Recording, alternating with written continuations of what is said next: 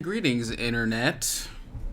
You are listening to the probably named Low Stakes Poker Podcast, unless I change the name by the time you hear this.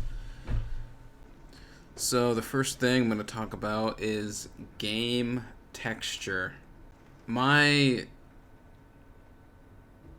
conception of what game texture is, it's basically the personalities of the people at the table. How every single table is going to be a little bit different, and some tables are going to be a lot a bit different. Every poker table is the same. You got the felt, you've got, your 8 or 9 or whatever format your casino is doing. My casino's 8-handed right now.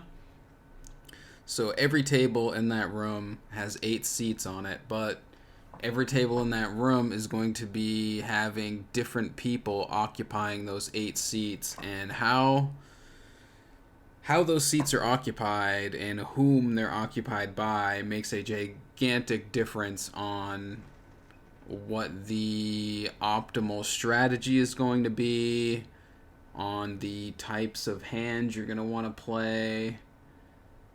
Different seats will be better than other seats. Like, just the people at your game should be dictating the style of play at the table, in my opinion. I don't know, maybe some people just like to play GTO and they're going to play GTO no matter what, but I think that if you're just playing a straight strategy, whether it's GTO or whatever your strategy is, and you're not taking into account the texture of the game and the type of players you're up against, you're leaving a lot of money on the table. So the first thing I do when I get to a table is I usually play pretty slow for the first 20 minutes to half hour. I really just want to see what the table is up to. I really want to keep an eye out for players who are over aggressive. Being able to identify players that are over aggressive is pretty much the first thing I want to do, because I want to know if there's somebody at the table that I need to be calling a bit wider. Because usually at 1-2, if you overfold, it's not too big a deal. I think it's generally better to overfold at low stakes than it is to overcall. So I generally go into it with that attitude, and then I'm kind of keeping an eye out for the types of players that are going to that is not going to be a good strategy against. You don't see too many players like that, but when you do see a player like that, you definitely need to be aware, because you will be lighting your money on fire if you are overfolding to somebody who's a very aggressive, bluffy, active player. So you want to keep an eye out for that thing, and you're going to want to keep an eye out for players that are on the other end of the spectrum, players that are, what I lovingly refer to as nut peddlers. I mean, there's a couple guys at the Manchester room that I know I just never want to call when they raise. I never want to call when they 3-bet. I never want to call when they make a pot-sized bet, because they're only ever going to show up with the nuts. So you really want to know when a player is going to be likely to be bluffing, and you really want to know when a player is going to be likely to have the best hand. And the only way that you're going to know that is if you pay attention to the texture of your game. And each game is going to have,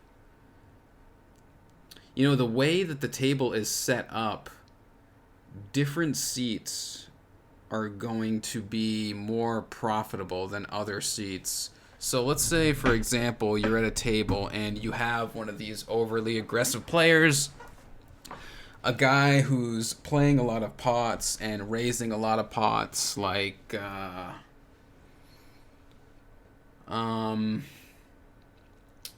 would say, I don't know if I want to name people on this podcast, so I guess I won't. But there is one particular player at my poker room who likes to raise a lot pre-flop, and he'll raise anywhere from like $6 up to like 20, and he kind of makes it a sliding scale. The better his hand is, the bigger the raise is, and it also depends a bit on the game texture. Like the $20 sizing might be in a particularly wild game. So when I see this guy sitting at a table, the best seat in the table is going to be right behind this guy. Sitting in front of him is going to be annoying because at 1-2, I like to have a limping range. Some people think that you should never have a limping range, especially with like your connected unsuited cards, or maybe like low suited cards, small pocket pairs. I think it's fine to limp these sorts of hands that can potentially smash the flop, but you don't want to, like, let's say, 2-4 suited, 4-5 suited, hands that interact with the aces in an interesting way. So, let's say your opponent can have like ace 7, ace 8, ace 10. They can flop top pair. You can flop a straight, stuff like that. So I like having those hands in a calling range. But when you have somebody like this particular player who's over aggressive, they're going to be raising $7, $10, $12 quite a bit, and limping in with like 2-3 suited, 4-5 suited, 3-4 suited, 5-6, 9-10 offsuit, Jack-10 offsuit. It's going to be really annoying having a player like that behind you, because you're going to be trying to see cheap flops with these speculative hands, and you're not really going to want to be calling a raise with them. So when you can sit behind a player like that, it just makes the game infinitely more easy, because you're going to know when you're going to be able to play your Jack-10s, your 9-10s, offsuit, your ace-8s, your ace-9s. Hands that are going to be really annoying to have to play out of position against somebody who's going to be taking the aggressive lead a lot.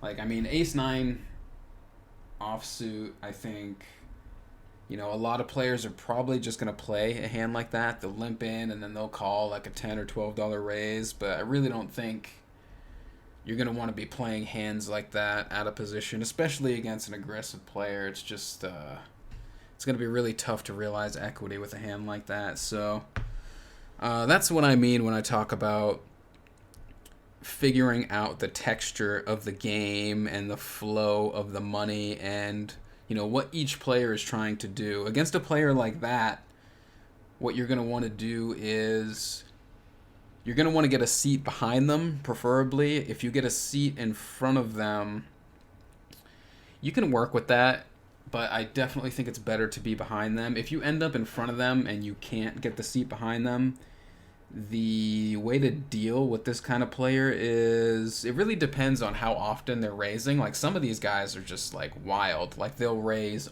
almost nobody. I don't think anybody raises every hand, but there are some guys out there that will raise like 60-70% of hands, and that's just crazy. But there's guys out there who do it. And if you're against a guy like that and he's raising like 60% or anywhere near that, I think the best strategy for that is to just slow play. If you get pocket aces, pocket kings, ace king, even like pocket 8s, pocket 9s, king queen, king jack, even king 10, ace 10, hands like that, you're going to want to be limp 3-betting players like that. So, you limp in for 2. This particular player, I know when he raises to 7, he has, poor hands because he's not balanced in his opening sizes. So if I limp in, he raises 7, and then, probably 2 or 3 people might call behind him. Now we've got an interesting situation where there's 21. We'll say 2 people call him, so there's 21 in the pot, plus our limp, plus the blinds is like $25 in the pot. This is a great spot to put on some 3-bet pressure. In a $25 pot, What would I want to 3-bet to here? It would depend. I think ace 10 I would probably want to 3-bet, especially if it's suited. King queen I would definitely, if we're limping to trap, we're definitely going to be 3-betting king queen. We've got some nice blockers to kings, queens, ace king, ace queen. So I really like limp 3-betting with a hand like king queen here. We're probably not going to end up with a lot of ace king because I will just want to open raise with ace king just because it'll be a little bit annoying if it just checks through. So we'll be want to 3-betting hands like that. But what kind of sizing would we want to do? I think 21 is too small, especially given that we're out of position and there's 2 people in there. I think we're going to want to go at least 30, and 30 even seems a bit too small. I think the usual thing is 3x plus the money in the pot. So 3x would be 21 plus the money in the pot is like 25. So that's like 46. Damn, that's a big raise, but I guess. So I don't think I would want to make that particular move with like my jack 10 suited, my 9-10 suited. I'd pretty much just be doing that with hands that have good blockers. I think ace 10, I would want to be doing that. Ace jack, I would want to be doing that. King queen. Maybe king 10 suited, king jack suited, pocket 10s and better, maybe pocket 9s and better. I think when we want to 3-bet that big, we definitely don't want to wait for like pocket aces, pocket kings, and just ace king to make a move like that. We definitely want to be punishing these players that are opening too much. Limping from early position. I think this is like one of the biggest mistakes that I see people make at 1-2. People will just limp. I mean, almost every hand. I think most people know that you don't play 7 deuce, you don't play 8 deuce, you don't play, 9-2, you don't really want to be playing 10-2, like the extreme garbage hands. I think most people will fold hands like that, but there's people that'll play like 10-5 suited, 9-3 suited, basically any suited cards they'll play. And they'll play them from pretty much any position, which is just absolutely lighting money on fire. Because you got to keep in mind, when you're in early position, you've still got like 7, 6, 5 people to act behind you. And if any of those people decide to raise, you're just in an awful spot. That's the reason why the button is so important. Like when you have the button, the reason why you can play so many hands is because you just have the blinds to act behind you. And even if they decide to raise, you're going to have position for the whole rest of the hand. Like that's why you get to play so many hands from the button. And the reason why you have to play tighter from out of position is because all the people that have to act behind you, and you're going to have to play the pot out of position. So if you limp in with, let's say you limp in with 9-10 offsuit from early position, like it's the kind of hand, I would like to play 9-10 offsuit if I could, but I'm not going to play it under the gun because what am I going to do when I limp in and then any person behind me decides to raise to $10? A lot of people who play 1-2 will just limp in a hand like 9-10, then call a $10 raise, and then what are you going to do on the flop when you miss, which is going to be like 60% of the time you're just not going to get anything. And then what are you going to do? You're just going to check fold your $10 that you have invested? That's not a very good strategy. I prefer to only limp in hands from early position that I'm willing to call $10 to $12 with. So That's hands like any pocket pair, I'll be happy to call a $12 raise with. Twos, threes, fours, fives, sixes, sevens, all of them. Any higher than sevens, and I might just open. It depends. Like eights and nines, I kind of have a mixed strategy playing from early position. But yeah, you got to think about what you're gonna do with these weak, limped hands from early position. Like, are you? Again, you want to think about the texture of the game too. I will limp a hand like 9-10 from early position if I'm at a passive table where, you know, the only hands being raised is like ace, king, and like pocket tens and better. If 90% of the hands are just being checked, then you can limp in and realize your equity with 9-10 offsuit, but you gotta understand the table you're playing at. If you're playing at a table that has multiple aggressive players, these speculative unsuited hands in early position, they're just gonna cost you money. And then you're gonna like, what are you gonna do when you limp in with 9-10 suited, somebody raises to 10, you call, and then the flop is like 8-7 king. And there's like $25 in the pot, and you've got an open ender, and then the guy that raised it, you check it, and then he leads for a pot size bet. What are you doing here? You calling? You folding? You know, you're only going to hit your straight draw like 1 out of 5 times, and that's if you get to the river. So, you know, you call his bet, and then what are you going to do in the turn when your straight draw doesn't come in? You're going to check again, and then he's going to bet. There would be, like 50? There'd be $75 in the pot. You're going to call 75 on the turn?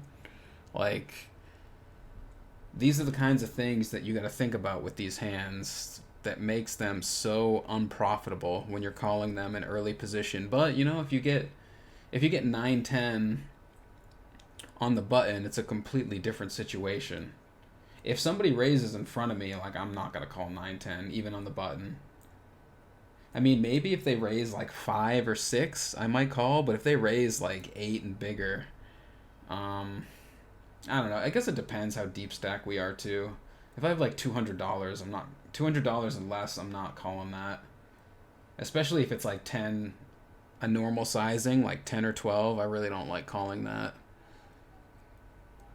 Just for the above mentioned reasons, it's so hard to realize equity with those type of hands, unless you're going to be bluffing a lot. And then, you know, the more you're bluffing at 1-2, you're just opening yourself up to a lot of awkward situations that you really don't need to be playing around with. But lots of people just find themselves in these situations because they don't go into it with a game plan. They don't know what the hell they're doing. And then when they find themselves in the situation, they're just making an impulsive, emotional decision. And that is where a lot of mistakes come from. So if you can cut out those early position limps with just like suited garbage, connected garbage, unsuited. You know, 6-7 suited is a solid hand. I'll limp in with that from early position because I know it has enough equity that I can realize post flop.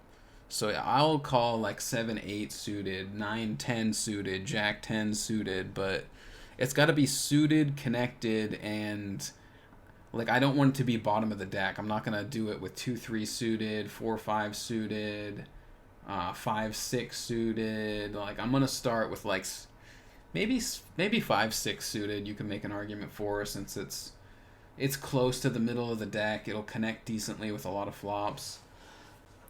But that's the kind of thing you got to think about when you're limping a hand.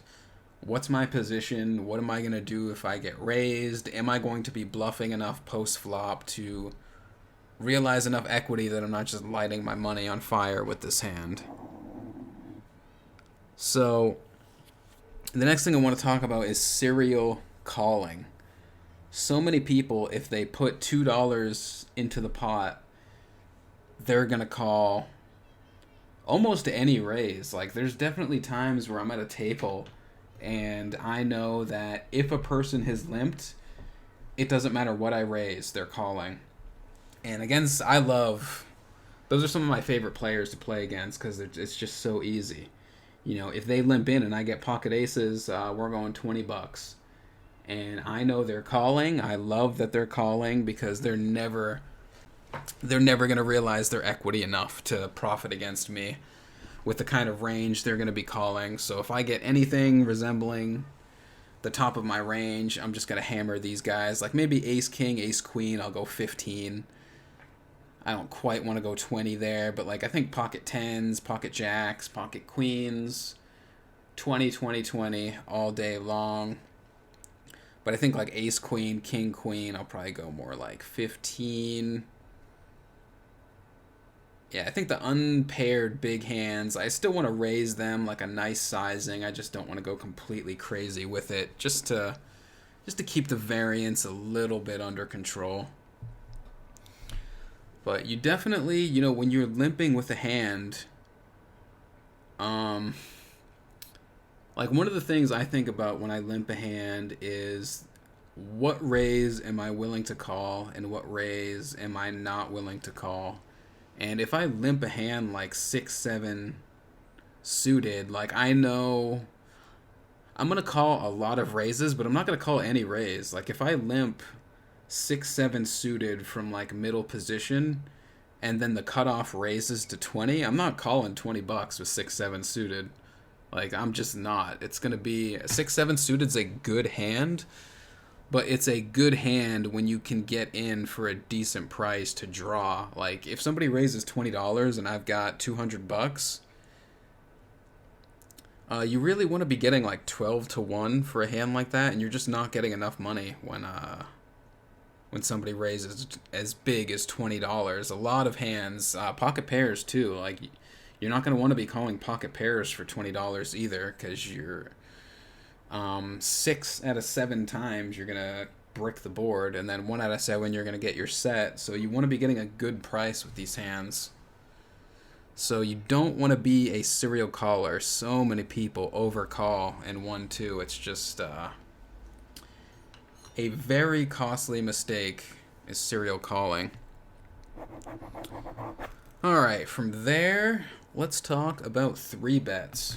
Defending against 3 bets at 1-2 is it's a tricky proposition. You've got to take a lot of factors into consideration when you get 3 bet at low stakes. And the biggest thing I would take into consideration is how unbalanced most people's 3 bets are. For some reason, most 1-2 players are absolutely terrified of 3 betting. I want to start with defending against 3 bets. The biggest thing to consider when somebody 3 bets you, especially in 1-2, is how unbalanced 3 bets are at low stakes. Most people will only 3 bet you with pocket jacks, pocket queens, pocket kings, pocket aces, and maybe ace king. Like there's so many players in 1-2 those are the only hands they're 3 betting with. And some players aren't even going to 3 bet pocket jacks, and some players aren't even going to 3 bet ace king.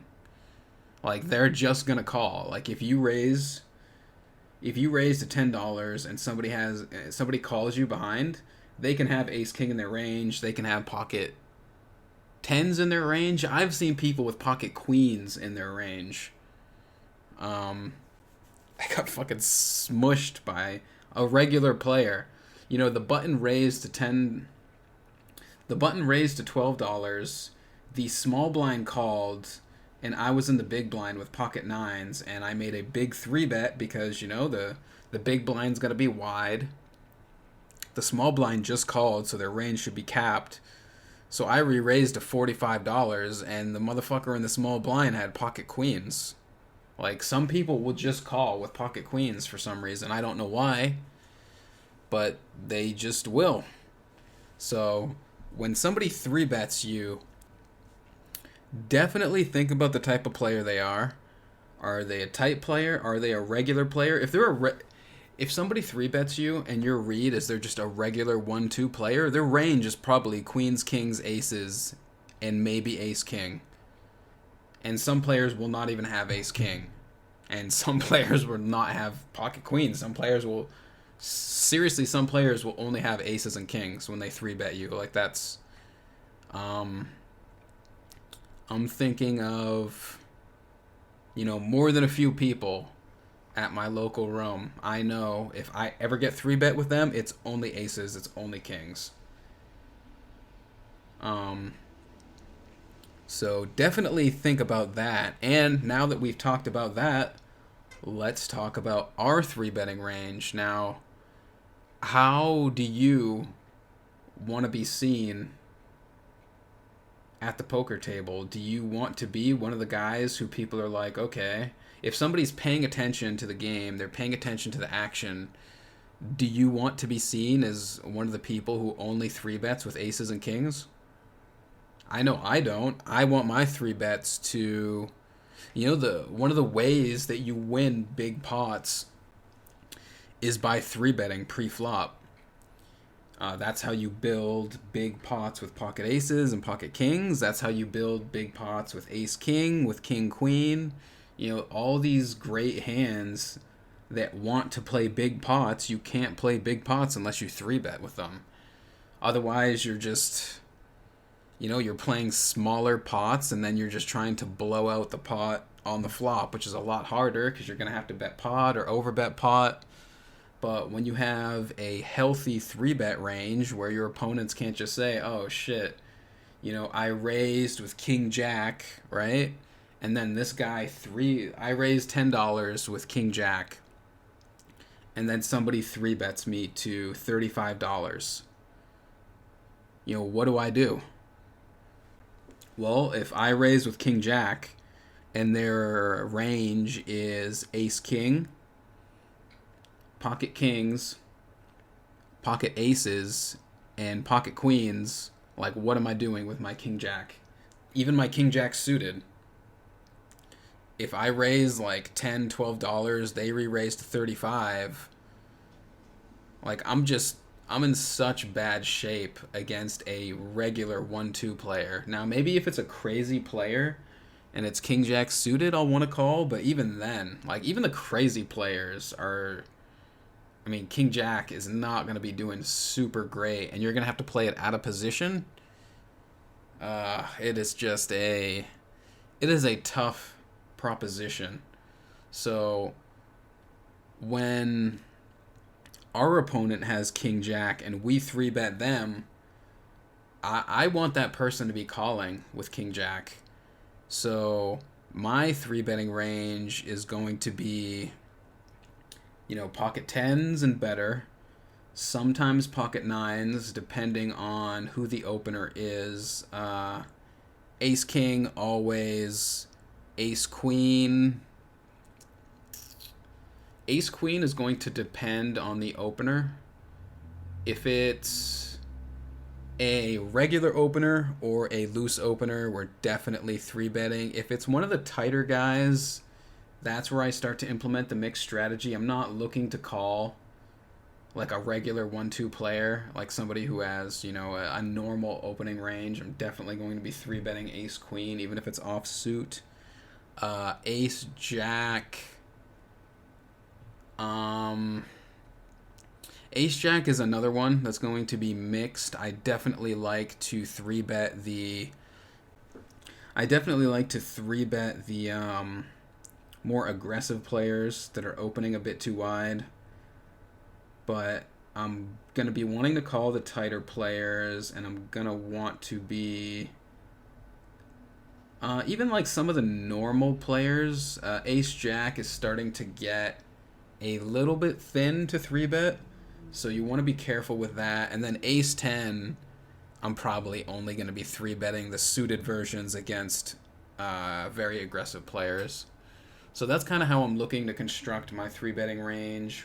As far as aces go, King Queen I like to three bet with against the right player. You got to be careful against the tighties. King Jack I'm pretty much only three betting against like very crazy players. And then I think I said my pocket pairs right, like nines and better, and nines and tens, nines, tens, and jacks are very dependent on who the opener is. Some players I'll always be three betting those, and some players I'll always be calling. So you really want to know your player, but you want to construct a healthy three bet range. You don't want to be one of these guys who only three bets with aces and kings. If people see that you're three betting with pocket tens, with ace queen, with ace jack, then they're going to be like, oh shit, okay, so if I have king queen and this guy three bets me, I'm not folding. If I have king jack and this guy three bets me, I'm not folding. If I have pocket eights, nines, tens, and this guy three bets me, I don't want to be going anywhere. As opposed to the guys who only do it with aces and kings, like what do we know? We know, okay, I can fold my pocket tens to this guy. I can fold my pocket nines to this guy. I can fold my king jack to this guy and not feel any sort of way about it. So that's the reason why you want to have a balanced three bet range. I mean, just sit here now when presumably you're not listening to this at the poker table. Like, what do you want to do against different types of players? Just thinking about different hands. Like, how do you want to play? You raise $10 with you raise up to $10 with ace queen suited, and the guy behind you raises to 35. What do you want to do? Well, if he's one of these guys who's only raising pocket aces and pocket kings, probably going to want to fold that. I mean, a $35 raise it's not a small raise, and you're going to have to play the hand out of position. And what are you going to do when you don't flop a flush draw? What are you going to do when the board comes low cards? What are you going to do when you flop a queen and the guy ships it? If the flop comes ace, I mean, even when the flop comes ace, if you're calling a nutted type player, he's gonna have ace king. He's gonna have pocket aces. Like, you're not even like a surefire. You're not even a surefire win when an ace comes out. So sometimes, depending on who the raiser is, you're not gonna want to call that three bet. You'll be saving yourself a lot of money and a lot of heartache by just folding. The next topic I want to talk about is straddling. I think in my experience, all poker rooms will let you straddle under the gun. I would actually be interested to hear if anybody knows of a poker room where you can't do that. I've never seen one. But under the gun straddle is awful. Never, ever, ever, ever, ever, ever, ever, ever under the gun straddle unless you want to.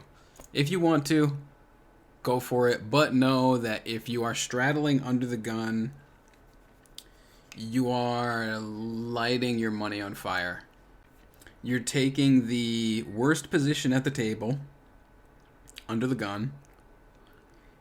You are giving yourself the advantage of being able to act last, pre-flop, but think about this.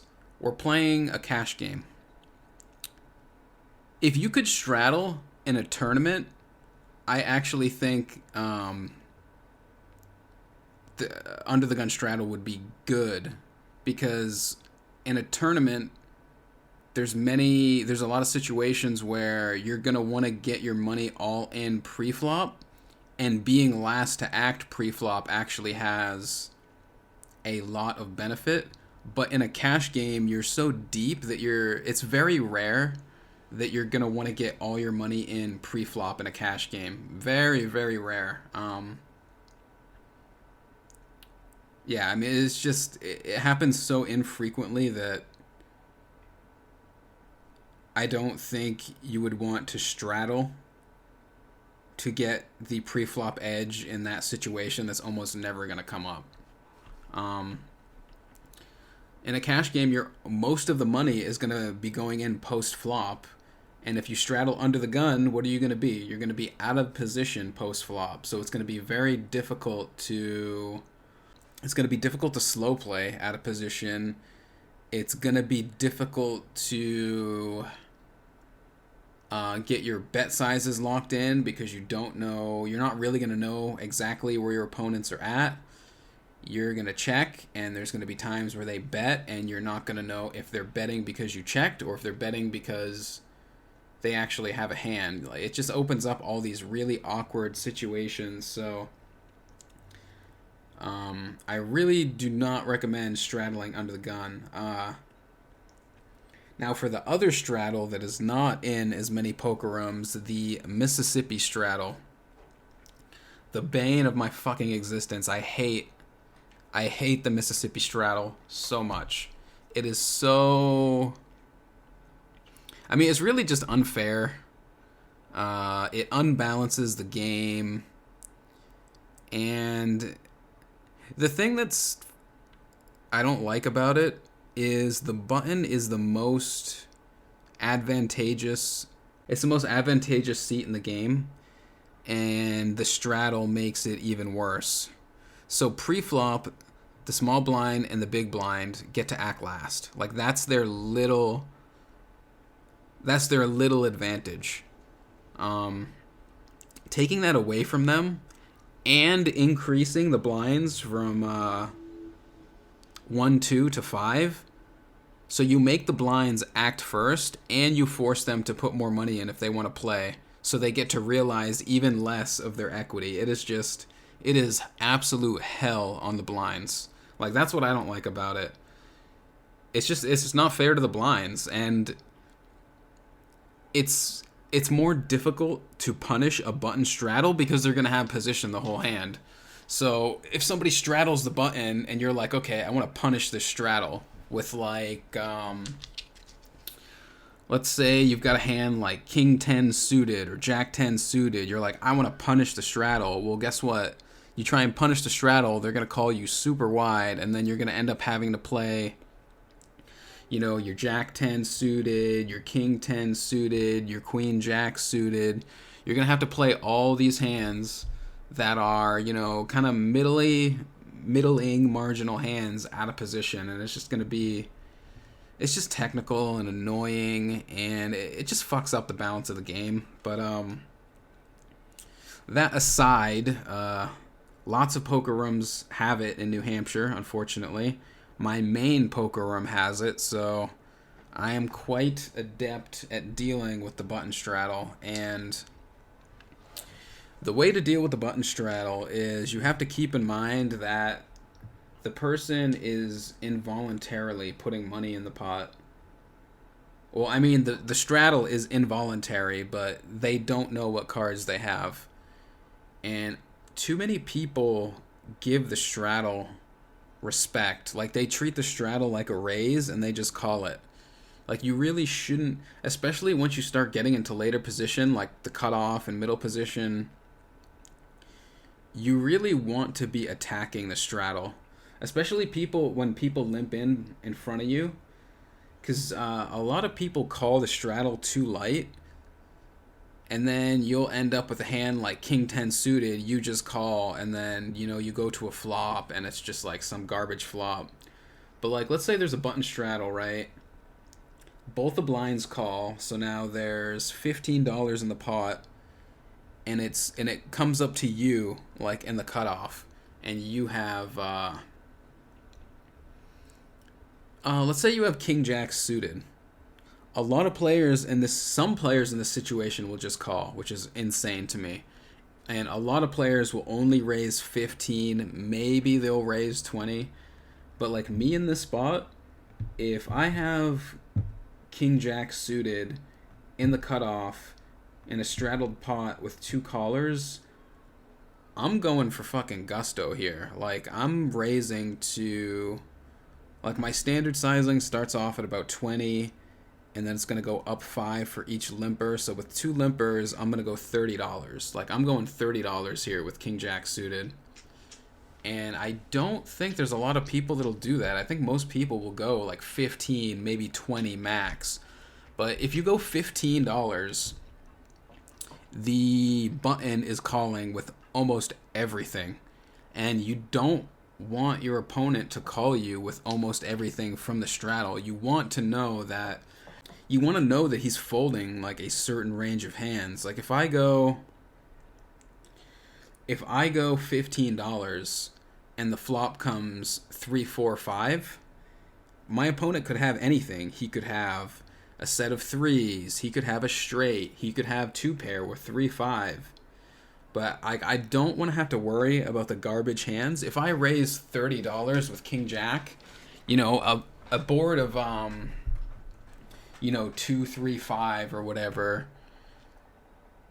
or my opponent's check to me becomes a board that I want to bet more often. Like I know I can bet that board, and my opponents are going to see me going 30 pre-flop, and then I assume, if we get a call, most of the time people are going to fold, by the way, to bets like that.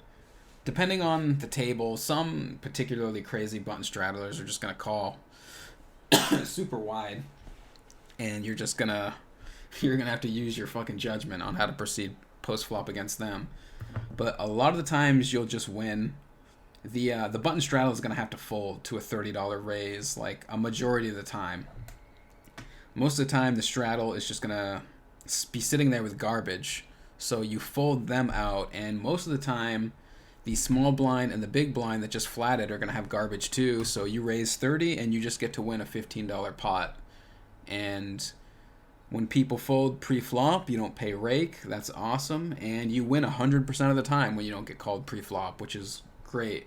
It's great for your win rate to have pots that you win 100% of the time.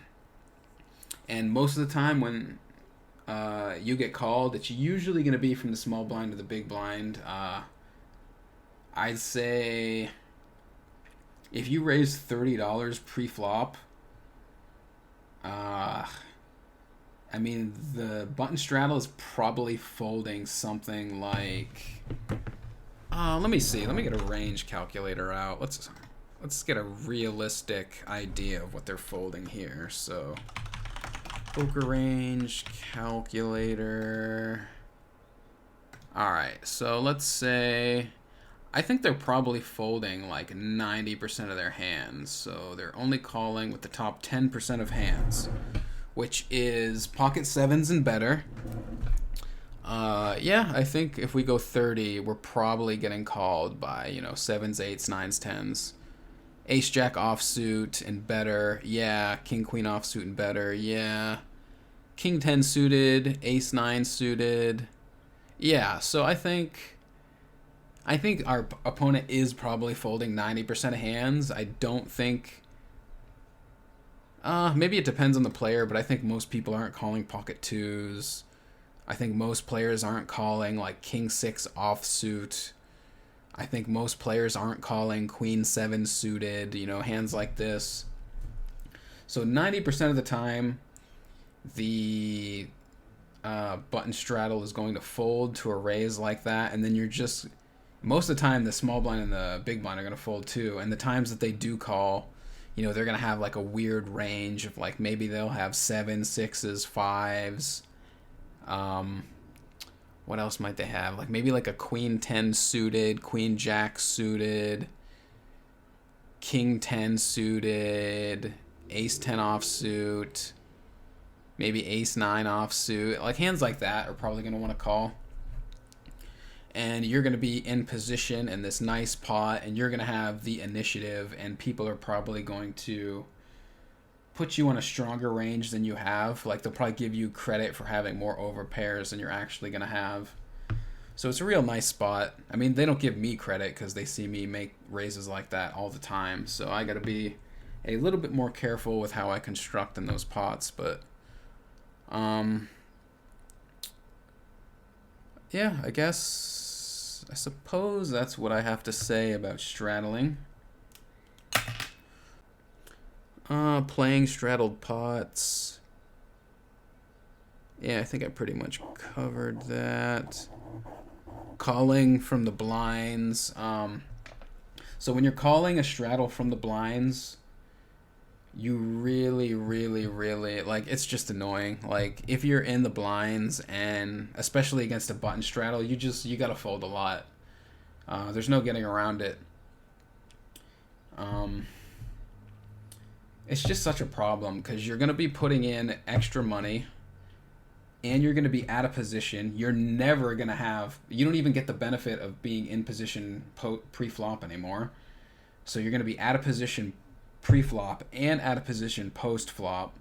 So you really, really, really are gonna want to tighten up because there's gonna be a lot of times where you limp in or you complete the straddle, and then any person at the table can raise you, and if they raise you, what are you gonna do? You're gonna play the whole pot out of position with some goofy ass hand. Like, I'm only calling the button straddle from the blinds with a hand that's willing to call a raise. Like I'll call, maybe ace 10 suited is the kind of hand that I want to play, but I don't want to raise from early position. So like ace 10 suited, ace 5, ace 4, ace 3 suited. Pretty much all the pocket pairs. Maybe king jack offsuit, king 10 offsuit. King queen I'm probably gonna raise, especially suited. Maybe I'll mix in calls with like king queen offsuit, like depending on the table. Like maybe if I'm short stacked, let's say I have like less than $200 and there's an aggressive player at the table, I might limp in from the blinds with king queen offsuit, and if the aggressive player raises and somebody calls, I might look to like get a shove in or something like that. But you definitely, like, you got to play really tight from the blinds when somebody straddles. It's a very treacherous spot, and it's easy to, you call the straddle for 5, and then somebody raises to 20, and you're like, fuck it, I have, I have king 10 suited, and somebody raised 20, and it's like, fuck it, I'm calling, and now you're in like an $80 pot with king 10 suited, and then when the board comes king high, it's like, do I even have the best king? I'm losing to king jack, I'm losing to king queen, I'm losing to ace king, I'm losing to aces, queens, kings, jacks, or no, not jacks, I'm losing to aces and kings. You get a lot to worry about with hands like that and the pot's also going to be overinflated because the straddle, so it creates all these weird issues that can be alleviated if you just play tightly out of the blinds versus a straddle. The next topic I want to get into is slow playing. Slow playing is a fine strategy. It is tricky, but there is a cost to slow playing, so I want to talk about that. The cost to slow playing is you are going to appear tighter than you actually are. If you flop a very strong hand and you don't bet it, then what are you betting? You're gonna, presumably you want to bet your really, really, really, really, really good hands. You flop a set, you should want to bet it, but like maybe if you flop 2 pair, you're gonna check that. So if you're incorporating slow play into your strategy, it basically just means you're not raising that many hands. So you're making your opponent's life a little bit easier, and in exchange for that, you're making your hand tricky. Now, I think most people that slow play, they're looking to slow play so that when somebody bets, they can take advantage of it. So there is merit to it, but really there's some players that slow play way too much. And the problem with slow playing too much is you're allowing your opponents to realize equity against the top of your range for nothing. And that is a very bad strategy. If you flop a set and then you slow play it, you really should just be betting. You have a very good hand. So when you have a very good hand, you want to put money into the pot, you want to build the pot, and you want to try and get all in.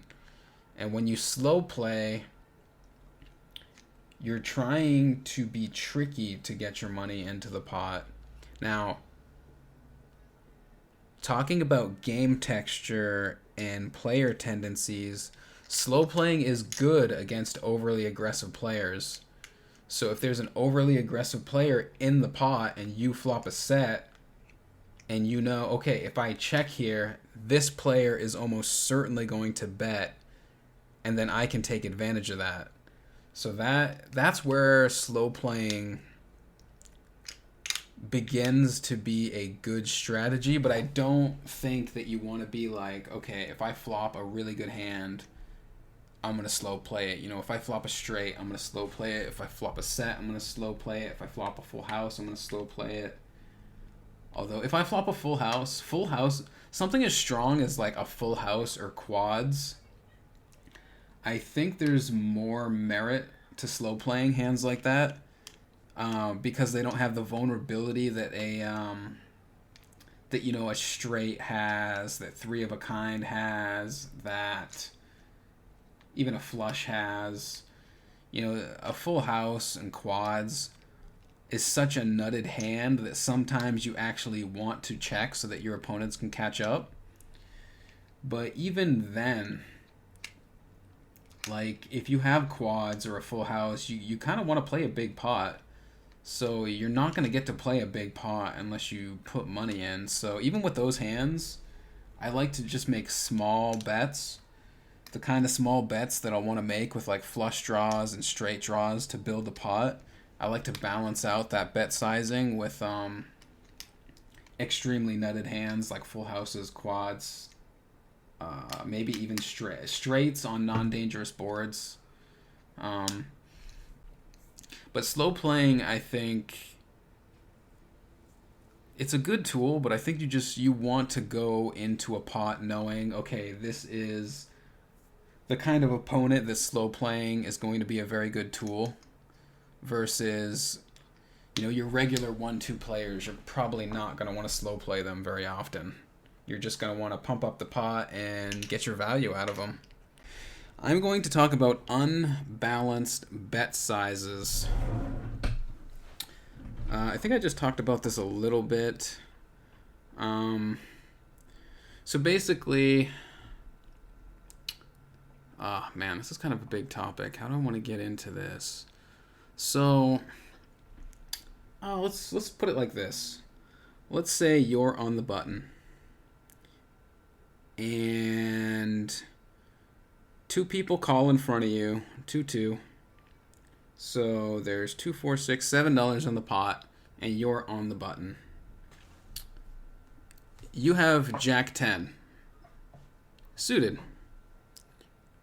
What do you do? So I'm just going to give you a minute.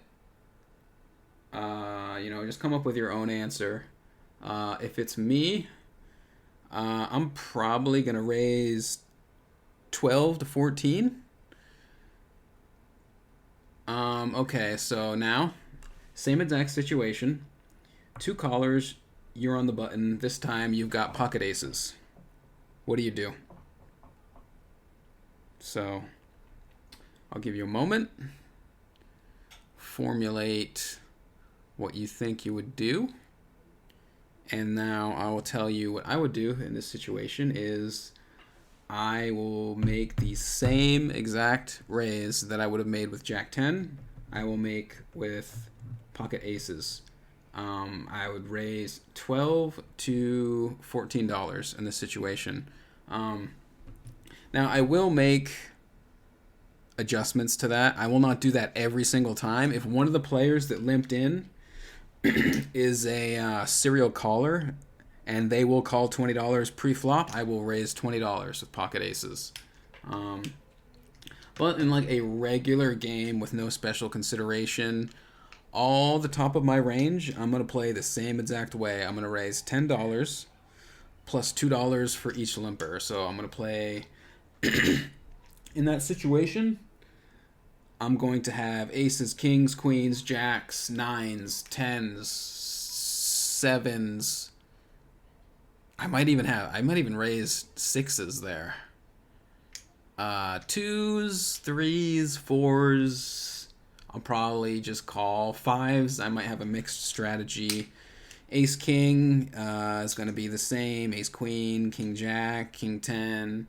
All those hands I'm going to have in my range. So my opponents that are defending against this button raise are going to have a difficult time putting me on a range of hands. This is what range means in poker. The range of hands that you are going to show up in a specific spot with. Now, if you are not balanced in your range, it means that you are weighted towards a specific type of hand. So when I asked you how much you're going to bet with Jack 10 suited, if you said 7, 8, 10, 12, a smaller sizing, and then when I asked you what you're going to do with aces, you say, I'm going to raise 12, 14, 15, 20. I'm going to notice that. Some of your opponents are going to notice that too. It's going to it's an imbalanced range. You're not going to have, I'm going to have, aces and Jack 10 in my range against these players. But if you're making bet sizes specific to the quality of your hand, your opponents are going to understand that, or they should. Most people intuitively understand the bigger you raise, the better your hand. And if I see you raising $20 one pot, then $7 another pot, and then $12 in another pot, I'm going to know that you have an unbalanced bet size. And now, guess what? I can attack your $7 raise. I can attack your $10 raise because I know you don't have pocket aces or pocket kings because you're not raising $20. You're only raising $7. So when I have a hand like Ace Jack where I'm using a mixed 3-bet strategy, I know that this particular player, when he raises $7, he does not have the top of his range. He has an unbalanced bet size, so he has an unbalanced range. I know I can attack him with my Ace 10 suited, my Ace Jack suited, my King Queen suited, my pocket 10s, my pocket jacks, and I don't have to really be worried about him, 4-betting me with pocket queens or pocket aces, because if he had those hands, he would use the other bet size. So that is why bet sizing and being balanced in your range is so important, because you open yourself up to players being able to bluff you, being able to value bet you. You do not want to make your opponent's life easy, and being unbalanced in your bet size does exactly that for your opponents. All right, so I'm actually over time. I guess that's pretty good coverage for the first podcast. So if you guys enjoyed that, smush the like button. Put a little something in the comments section, even if it's just a random mashing of your keys. And I will see you guys next time. Later.